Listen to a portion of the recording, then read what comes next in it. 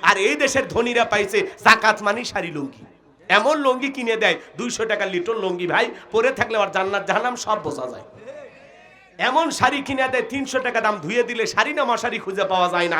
এই বড় লোক এই শাড়ি তোর বউরে পরাবি। জাকাত মানি শাড়ি লুঙ্গি না। হযরত ওমর ফারুক ডেকে বলেন, জাকাতের অর্থ এমন ভাবে দাও যাতে ওই ব্যক্তি জাকাতের জন্য আর কারো দুয়ারে হাত না পাতে। আল্লাহু আকবার বলেন। এই ছেলেটা বেকার বসে আছে, ওরে জাকাতের 1.5 লাখ টাকা দেন, দিয়ে তালগাছি বাজারে একটা দোকান ধরায়া দেন।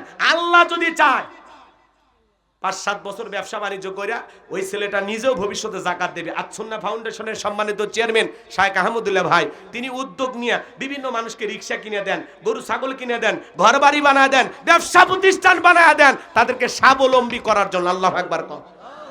এরকম উদ্যোগ নেওয়া লাগবে জাকাতের টাকা দিয়ে। কিসের টাকা দেয়া?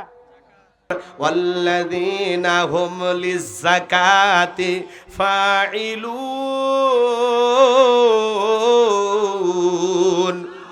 মুমিন বান্দার 3 নাম্বার গুণাবলী, আল্লাহ যদি মুমিন বান্দাকে নিসাব পরিমাণে ধন সম্পদের মালিক বানায় দেয়, মুমিন বান্দাকে আল্লাহ যদি ধনী বানায় দেয়, মুমিন বান্দার উপরে যদি যাকাত ফরজ হয়ে যায়, ভালো করে বোঝার চেষ্টা করবেন, যার উপরে যাকাত ফরজ, মুমিন বান্দার সক্রিয়ভাবে হিসাব করে করে কয় লাখ টাকার কয় হাজার টাকা যাকাত আসে, কয় কোটি টাকার কয় লাখ টাকা যাকাত আসবে, হিসাব করে করে সক্রিয়ভাবে বছরে একবার যাকাত দেবে। কার ভয়ে? যাকাত দেওয়া নফল না ফরজ। যাকাত আসছে দারিদ্রতা বিমোচন করার জন্য, অভাবমুক্ত সমাজ রাষ্ট্র দেশ গড়ার জন্য। যাকাত আসছে রাস্তার এই পারে 10 তলা এই পারে গাছতলা তার ব্যবধানকে দূর করার জন্য। যাকাত আসছে সমাজে পড়ে থাকা অবহেলিত মানুষের মুখে হাসি ফুটাইয়া তাদের অধিকার প্রতিষ্ঠিত করার জন্য। তাহলে বাংলাদেশের অর্থনীতি যাকাত ভিত্তিক না সুদ ভিত্তিক? সুদ ভিত্তিক অর্থনীতি হালাল না হারাম? এ হারাম অর্থনীতি দিয়া করছেন কালে কোন নেতা বাংলাদেশকে দারিদ্র মুক্ত করতে পারবে না। বাংলাদেশ দারিদ্র মুক্ত হবে সেই দিন আল্লাহর কোরআন দিয়া জমিনটা চলবে যেই দিন। যাকাত ভিত্তিক অর্থনীতি চালু করা লাগবে, একটা যাকাত মন্ত্রণালয় চালু করা লাগবে। এদেশের বিজ্ঞ ইসলামিক স্কলার দিনের দায়ী আলেমদের কাঁধে এই যাকাত মন্ত্রণালয়ের দায়িত্ব দেওয়া লাগবে। ওই গুমসুর টালসোর বিকাশের টাকা সর ওদেরকে দেওয়া যাবে না। কথা বলেন। যারা দেশের টাকা লুটপাট করে বিদেশে বাড়ি ঘর বানায় এমন দুর্নীতিবাজদেরকে দেওয়া যাবে না। কথা বোঝা যায়? আলেমদের দেওয়া লাগবে। আলেমেরা এদিক সেদিক করবে না। যাকাতের 8টা খাত আছে, ওটা আলেমেরা বুঝবে, অন্য মানুষ বুঝবে। যদি একটি এদিক খেয়াল করেন, বাংলাদেশে জরিপ করা হয়েছে 10 বছর যদি ধনীদের কাছ থেকে যাকাত আদায় করা হয় আর সঠিক পদ্ধতিতে যাকাতগুলো যদি বন্টন করা হয়, মাত্র 7 বছরের মধ্যে বাংলাদেশ দারিদ্র মুক্ত হবে ইনশাআল্লাহ। 7 বছর আগে হিসাব করে দেখছিলাম 10 বছর, এখন নতুন একটা জরিপ বের করে হয় দেখা গেছে মাত্র 7 বছর লাগবে। কয় বছর? তাহলে বাংলাদেশকে দারিদ্র মুক্ত করতে হলে যাকাত ভিত্তিক অর্থনীতি চালু করা দরকার আছে না নাই? ধনী যাকাত দেবে না, যাকাত আদায় করা লাগবে। ইনি ধনী মানুষ, বলেন তো ব্যাংকে কত টাকা, গোপন সিন্ধুকে কত, বইয়ের অ্যাকাউন্টে কত, খাটের নিচে কত, বালিশের নিচে কত, পুইতে রাখছেন কত, সাদা কত, কালা কত। আপনার টাকা হিসাব অনুযায়ী যাকাত আছে 2,75,72,500 টাকা।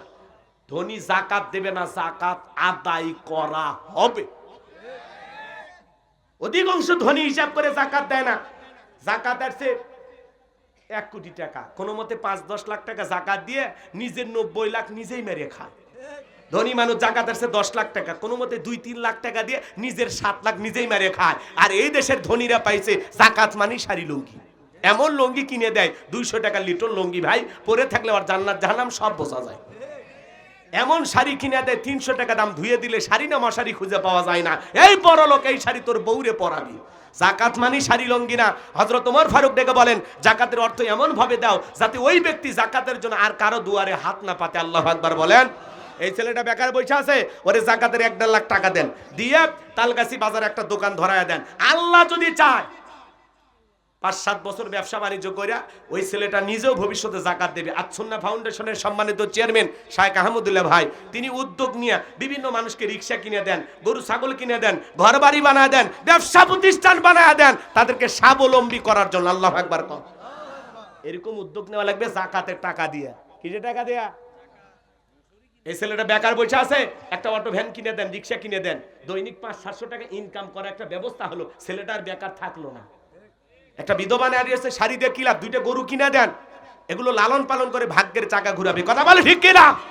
তাহলে জাকাত ভিত্তিক অর্থনীতি চালু করা লাগবে। শোনেন, ধনী জাকাত দেয় না, জাকাত আদায় করা লাগবে। 2 মিনিট একটা ঘটনা বলে দিয়ে যায়। আল্লাহ নবী মুসা আলাইহিস সালামের নাম আপনারা শুনেছেন, শোনেননি? নবী মুসা কারুনের কাছে যা বলে, কারণ জাকাত দিতে হবে। কারণ ডেকে বলে,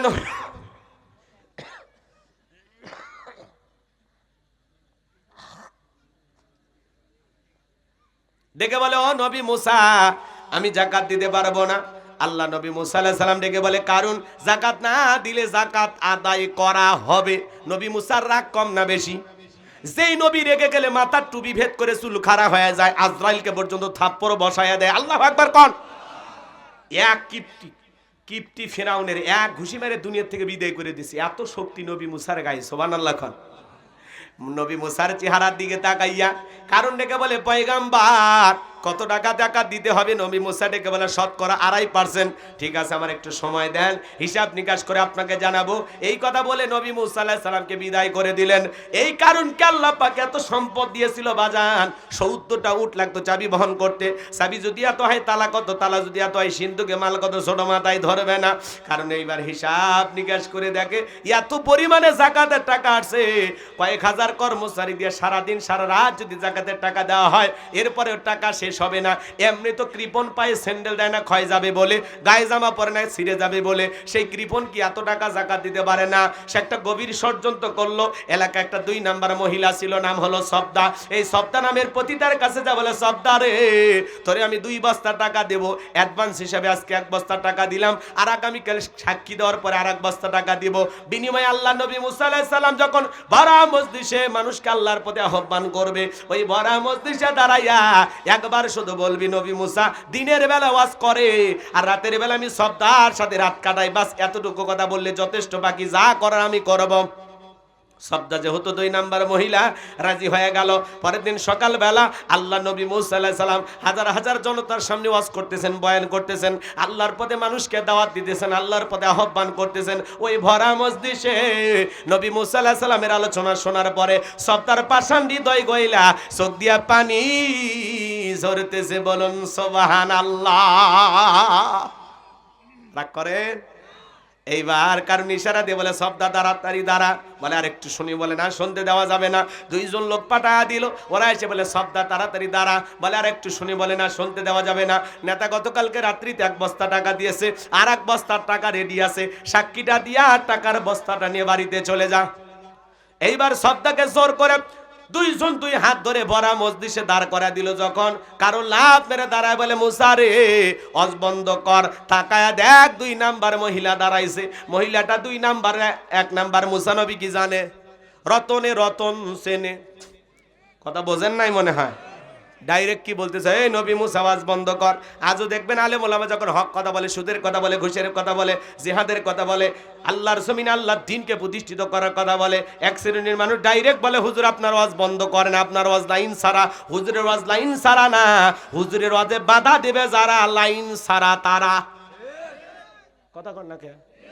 আজকে মসজিদে দাঁড়িয়ে সুদের ওয়াজ করা যারা সুদখোর সভাপতি, হুজুর এই ব্যবসার সাথে আমি জড়িত, খামাকা বলেন কেন? আছে না নাই?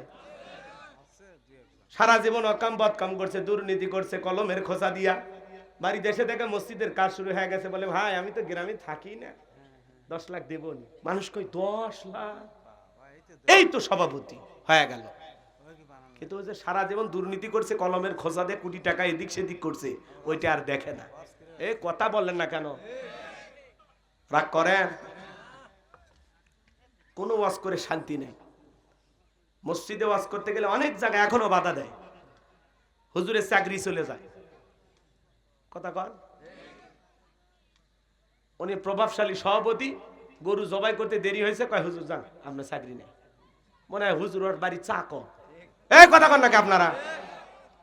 কি মনে করেন? এই মসজিদ পরিষ্কার নাই, এসে হ্যানতান, এই হুজুর কি করেন সারাদিন? এই টাইসে ময়লা, বেতনটা হালাল করেন। মনে হয় বাড়ি চা করে সাথে কয়, এই বেটা, আল্লাহর ঘর, মসজিদে ময়লা অপরিষ্কার, তুমিও ঝাড় দাও, আল্লাহ তোর মনের ময়লা দূর করে দেবে। আল্লাহর ঘর ঝাড় দিলে কি হবে? সব হবে না? কথা কয় না কে? সব দায়িত্ব হুজুরের না? হুজুরের দিয়ে খাদেমগিরি, মজ্জিমগিরি, ইমামতি, 3টে কাজ করে না, বেতন 3000, তাও 3 মাস বাকি। হ্যাঁ, আবার কয় হুজুর হালাল বরকত দিবি আল্লাহ। দেন খান, কথা কন। সভাপতির ছেলে চাকরি পাইছে, হুজুরের কাছে এসে বলে হুজুর দোয়া করেন, ছেলেটা চাকরি পাইছে। হুজুর এখন হাত তুলে বলে আল্লাহ, সভাপতি ছেলের চাকরি পেয়েছে, আমার বেতন যেমন সভাপতির ছেলের বেতনটাও যেন হয় তেমন। হুজুর দোয়া ব্রেক করেন। কে কি হয়েছে? আপনার মতো বেতন দিয়ে আমার সংসার চলবে? হ্যাঁ, তখন বলছে ভাই আমার চলে, আপনার ছেলেটা চলবে না কেন? কয় হুজুর আপনাদের বরকত আছে, কথা কন। হুজুরের 3000-এ বরকত থাকে, আর তোমাদের 30-40,000-এ বরকত থাকে না। থাকবে কেমনে? কারণ তোর জবানের মধ্যে গন্ডগোল, কথা কন। আল্লাহ যেন হেদায়েত দান করেন, একটু জোরে বলেন আমিন। আলেমদের কথা বলতে বাধা দেবে যারা, কোরআন সুন্নাহর হক কথা বলতে বাধা দিবে যারা, আবু জেহেলের উম্মত তারা, কথা কন। কারণ কোরআন বন্ধ করার ষড়যন্ত্র করেছিল আবু জেহেল। অকাল আল্লাযীনা কাফারু লা তাসমাউ লিহাযাল কুরআন আলগাউ ফিহি লাআল্লাকুম তাগলিবুন। সূরা হামিম আস-সাজদার 26 নম্বর আয়াত। কাফেরা বলে কোরআন শ্রবণ করো না, যেখানে নবী মুহাম্মদ কোরআনের আলোচনা করবে, কোরআন তেলাওয়াত করবে, সেখানে হট্টগোল সৃষ্টি করো, তালি বাজাও, শীষ দাও, যেভাবেই হোক নাচানাচি করে হলেও কোরআনের কথা বন্ধ করে দাও। যদি বন্ধ করতে পারো আমরা কাফেরা বিজয় লাভ করবো, জোরে কন নাউযুবিল্লাহ। নবীর জামানে আবু জেহেল বন্ধ করার চেষ্টা করেছিল। আজও যারা বাংলার ভূখণ্ডে তাফসিরুল কোরআন মাহফিল বন্ধ করার ষড়যন্ত্র করবে, মনে রাখবেন ওরা আবু জেহেলের উত্তরসূরি, কথা বলেন ঠিক কিনা? আমাদের আফসোস লাগে ওই জায়গায় বাংলার ভূখণ্ডে বাণিজ্য মেলার নামে রাত 12টার পরে নর্তকীর গায়ে একটা সুতার কাপড় থাকে না, ওখানে 144 জারি করা হয় না। যারা তাফসিরুল কোরআন মাহফিলে, ওয়াজ মাহফিলে 144 জারি করে আলেমদের কথা বলতে বাধা দেয়, আমার বিশ্বাস ওদের জন্ম মুসলমানের ঘরে হতে পারে না, পারে না, পারে না, কথা বলেন ঠিক না? কোরআন শুনতে বাধা দেয়া যাবে না, কোরআনের মাহফিলের বিরোধিতা করা যাবে না, আলেমদের বিরোধিতা করা যাবে না, কপাল পুড়ে যাবে। কি বাজান? কপাল পুড়ে যাবে। সম্মানিত ভাইয়েরা আমার, এইবার কারণ ডেকে বলে সবদাপ তোমার যা বলার তুমি বলো, আমি তোমার সঙ্গে আছি। এইবার সবদা বলে কারণ তুমি বৈশা বড়, আমি যেহেতু দাঁড়িয়েছে বলার জন্য আমাকেই বলতে দাও। এইবার সবদা ডেকে বলে জনগণ শোনো দিয়ামন, আমি জীবনে কোনোদিন মুসা নবীকে দেখি নাই। আজকে মুসা নবীর আলোচনা শোনার পরে আমার পাষাণ হৃদয় গইলা গেছে। আমি সিদ্ধান্ত নিয়েছি আর খারাপ কাজ করব না, অশ্লীল কাজ করব না, আমি তওবা করে ঈমান গ্রহণ করব। আলেমদের ওয়াজ শুনে বেনামাজি নামাজে হয়ে যায়, সুদখোর ঘুষখোর ভালো হয়ে যায়, বেপরদায় সালামা বোনেরা পর্দা করে, দাড়ি কাটা যুবকটা দাড়ি রাখে। কি কথা ঠিক না ভেজাল? এই যে আপনাদের মসজিদের ইমাম, তার মাধ্যমে ওটা বসা করে 2-4 জন পরিবর্তন হয় না? এই যে আমরা বয়ান করতেছি, অনেক মানুষকে আল্লাহ পরিবর্তন করে দেয় কিনা? হেদায়েতের মালিক আল্লাহ। আল্লাহ যে কার কথায় কোন জায়গার বয়ানে কিভাবে আপনাকে পাল্টায় দিবে আপনি নিজেও ভাবতে পারবেন না। সুবহানাল্লাহ বলেন। আমার ভাইয়েরা, এইবার সবদা ডেকে বলে এ কারণ কেন লাফালাফি করে আপনারা জানেন? গতকাল রাত্রিতে কারণ আমার বাড়িতে গিয়েছিল, 2 বস্তা টাকা দেবে বলে ওয়াদা করেছে, অ্যাডভান্স হিসাবে 1 বস্তা টাকা দিয়েছে, আর আজকে সাক্ষী দেওয়ার পরে আর 1 বস্তা টাকা দিবে, বিনিময়ে আমাকে এই কথা বলতে হবে। নবী মুসা দিনের বেলা ওয়াজ করে, রাতের বেলা আমি সবদার সাথে রাত কাটাই। আপনাদেরকে সাক্ষী রেখে বলতেছি, নবী মুসার চরিত্র ফুলের চাইতেও পবিত্র। ওই কারণ হলো আমি সবদার নিয়মিত ভক্ত। চিৎকার মেরে বলুন আল্লাহু আকবার। ওয়া মাকারু ওয়া মাকারাল্লাহ আল্লাহু খায়রুল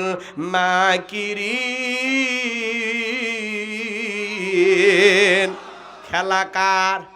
যে গর্ত খুলেছিল নিজের গর্তে নিজেই পড়ে গেছে। গোপন তত্ত্ব ফাঁস করে দিলেন কে? আল্লামা সাইদি কোনো অপরাধ করেনি, ভারতের ইশারায় ওরা পরিকল্পনা করে কোরআনের পাকে আল্লামা সাইদি হুজুরকে বিদায় করে দিয়েছে। মিথ্যা দর্শনের অপবাদ দিত। 71 সালে 300 নারীকে তিনি ধর্ষণ করছে, জোরে কন্যা নাউজুবিল্লাহ। একজন মহিলাকে অনেক কষ্টে সাক্ষীর কাঠ করে দাঁড় করায় দেওয়া হলো। বলা হলো মা এই হুজুর কি তোমাকে ধর্ষণ করছে? বলে হ্যাঁ। তোমার বয়স? বলে 75 সালে আমার জন্ম। জন্ম কত? ধর্ষণ হয়েছে কত? 71 সালে। স্বপ্নেও সম্ভব? তার মানে কি? শয়তান পর্যন্ত বিশ্বাস করে না যে আলেমেরা ধর্ষণকারী হতে পারে, শয়তানও বিশ্বাস করে না। কথা কন। মিথ্যা দর্শনের অপবাদ দিয়ে, তহমত দিয়ে যারা এই সোনার মানুষটাকে বিদায় করে দিয়েছ, আজকে ক্ষমতার চেয়ার থেকে আল্লাহ তোদের বিদায় করে দিয়েছে। এটাই আল্লাহর খেলা। আলেমদের সাথে লাগতে আসো না। যারাই আলেমদের সাথে লাগতে আসবে আল্লাহ ওদেরকে জমিনে লাঞ্ছিত করবে, ধ্বংস করে দেবে। কথা বলেন ঠিক না? কারণ এই দেশের মানুষ আলেমদেরকে কলিজা দিয়ে মহাব্বত করে। রাগ করেন? আলেমেরা ধর্ষণকারী হতে পারে না, হুজুরের বউ বেশি, বাচ্চা বেশি, হুজুরা তো পদ্ধতি বোঝে না। কথা কন নাকি আপনারা? কিন্তু বাংলাদেশের কোন হুজুর ধর্ষণকারী হতে পারে না। অধিকাংশ নবী রাসূলদের একাধিক স্ত্রী ছিল, সাহাবা ইকরামদের একাধিক স্ত্রী ছিল। একাধিক স্ত্রী থাকা খারাপ না, এটা বৈধ, হালাল। বিয়ে করাটাও যেমন হালাল, স্ত্রীর সাথে বনিবনা না হলে, ঝগড়াঝাটি হলে, সংসার জীবনে অশান্তি হলে স্ত্রীকে তালাক দেওয়াও হালাল। কথা বলেন না কেন? রাগ করতেছেন মনে হয় আপনারা। সম্মানিত ভাইয়েরা আমার, গভীর মনোযোগ দিয়ে কথাগুলো শুনে যান। এইবার আল্লাহর নবী মুসা আলাইহিস সালাম ডেকে বলে, আল্লাহ, চাইতে গেছিলাম যাকাত, আর আমার বিরুদ্ধে এত বড় মিথ্যা অপবাদ, এটা তো মানা যায় না।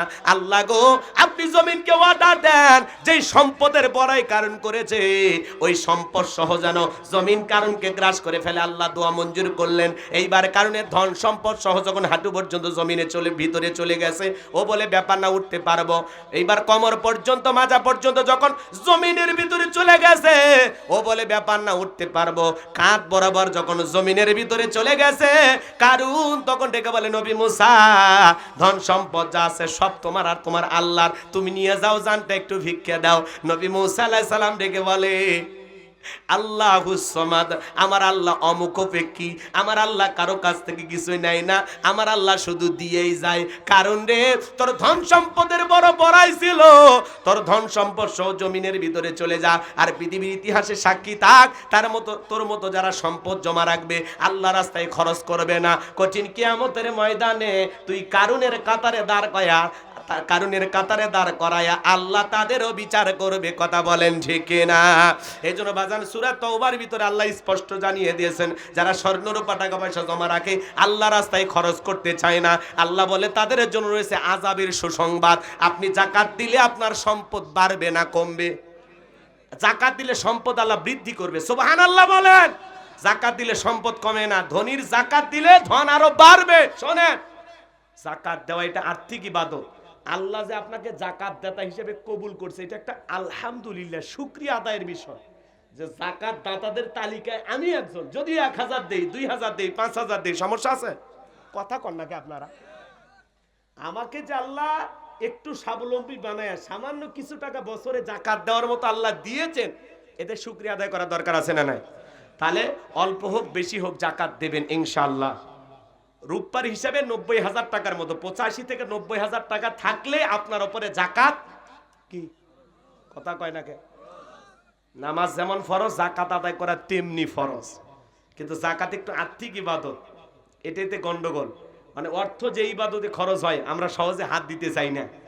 3টা জায়গায় আমাদের হাত ছোট হয়ে আসে, সংকীর্ণ হয়। দানের ক্ষেত্রে, জাকাতের ক্ষেত্রে, আর হজের ক্ষেত্রে। না, এত টাকা খরচ করে যাব না। কি বলেন চাচা? কেবা চাচা, কথা ঠিক আছে? রাগ করেন আপনারা? বিরক্ত হইতেছেন? একটা তাকবীর দেন, লিল্লাহে তাকবীর। তাহলে যাকাত দেবেন তো ইনশাআল্লাহ?